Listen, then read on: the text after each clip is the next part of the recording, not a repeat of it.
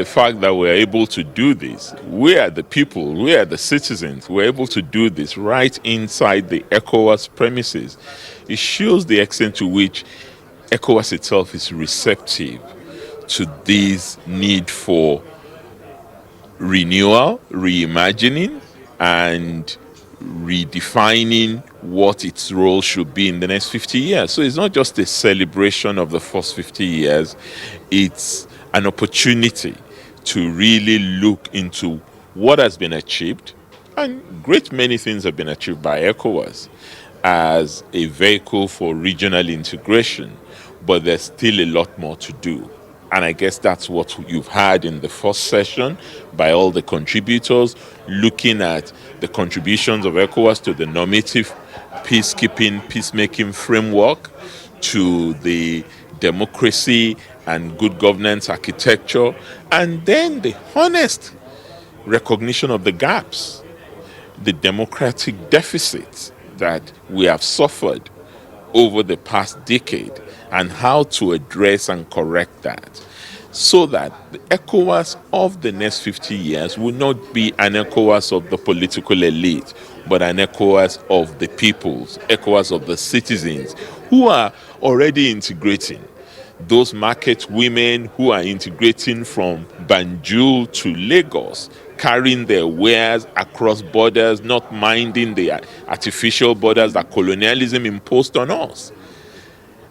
And also ensuring that ECOWAS is able to recognize the importance of that artificiality and also endorse the informality by formalizing the structures, providing the protocol on free movement of goods and peoples for the people of West Africa, and also still doing the institutional structural reform that is necessary. ECOWAS has contributed a huge number of things. The West African Gas Project, the West African Power Pool, the Lagos-Abidjan infrastructure, the integration within the Continental Free Trade Agreement, a whole number of things that ECOWAS is doing, but also a recognition that a lot more has to be done in order for it to become the ECOWAS that the people feel is impacting their lives,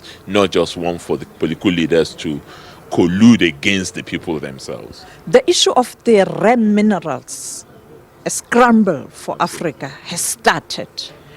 This time around, how do we ensure as Africans that the same doesn't happen as we saw when the gold was discovered, when diamond was discovered?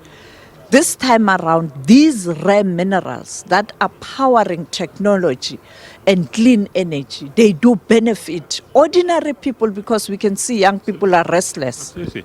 It's really interesting that we're discussing this. We should be dictating how this is going to be structured in the international trade system in the world. I mean, look at the numbers. 90% of platinum, 70% of cobalt, 50% of the gold deposits around the world, the lithium, lead, zinc. Africa controls the bulk of the minerals in terms of the reserve that is underneath our ground in Africa. I think we are at a point where what our leaders did in the early 70s, after the Arab oil embargo, that enabled them to produce OPEC as the cartel to determine what happens to oil prices collectively, is what we need to get back to. All the producers of cobalt in Africa, all the producers of platinum in Africa, all the producers of diamond, gold, there has to be a mechanism that brings them together and enables them to determine the use and be against the abuse of those mineral resources. So the natural resource governance framework needs to change in favor of Africa. We need to stop being producers of just the raw minerals, but also processors of the raw minerals, and insisting that whoever wants to be part of this process must also join in processing the raw minerals. There's an African mining vision that the African Union developed way back when I was Minister of Mines in Nigeria, together with a number of my colleagues around the continent.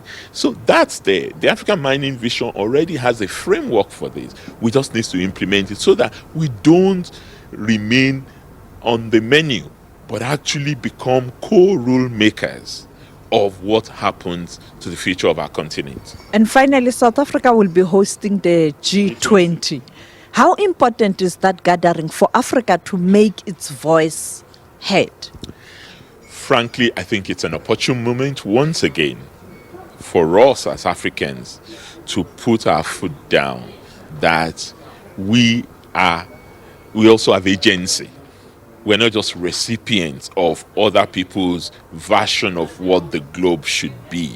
So in the global changes that we're witnessing, the G20 and Africa's hosting of the G20 ought to insist on a number of issues being on the table, issues that are of importance to us in Africa: poverty, inequality, the whole debt crisis, climate change, what you have just mentioned about mining and mineral rights and rare earth metals.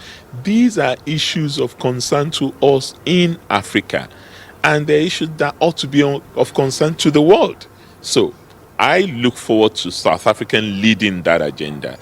The way that in the early 2000s, South Africa, Nigeria, Algeria, Ethiopia led from the front on the new partnership for Africa's development. It's time for Africa again. It's time for us to lead the debate and to ensure that we are not on the menu. We are actually at the table, defining what should happen to the continent.